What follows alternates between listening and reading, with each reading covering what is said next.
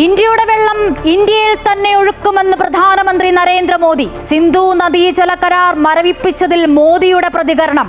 ഡൽഹിയിൽ നിർണായക ചർച്ചകൾ തുടരുന്നു. ഇന്ത്യക്കെതിരെ പാകിസ്ഥാൻ ഉന്നയിച്ച ആരോപണങ്ങൾ തള്ളി UN സുരക്ഷാ കൗൺസിൽ. ഭീകരതയ്ക്കെതിരായ ഇന്ത്യയുടെ നടപടികൾക്ക് പൂർണ്ണ പിന്തുണയെന്ന് ഖത്തർ. അടിയന്തര സാഹചര്യം നേരിടാനുള്ള മോക്ക് ഡ്രിൽ നാളെ. സംസ്ഥാനത്തെ എല്ലാ ജില്ലകളിലും നടത്താൻ നിർദ്ദേശം.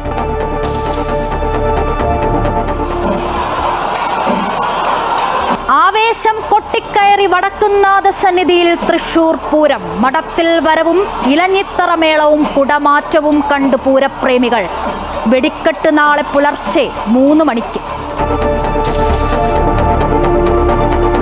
KPCC നേതൃമാറ്റത്തിൽ തീരുമാനം വൈകുന്നു. അധ്യക്ഷ സ്ഥാനത്തേക്ക് പരിഗണിക്കുന്ന പേരുകളിൽ സമവായമായില്ല.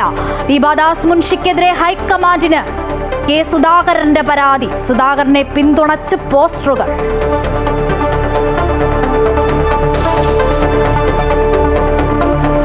രാജയ്ക്ക് ദേവികുളം MLA ആയി തുടരാം. തെരഞ്ഞെടുപ്പ് വിജയം അസാധുവാക്കിയ ഹൈക്കോടതി വിധി സുപ്രീം കോടതി തള്ളി. ഹൈക്കോടതി വിധിയിൽ പിഴവെന്നും രാജയ്ക്ക് പട്ടികജാതി സംവരണത്തിന് അർഹതയുണ്ടെന്നും കോടതി.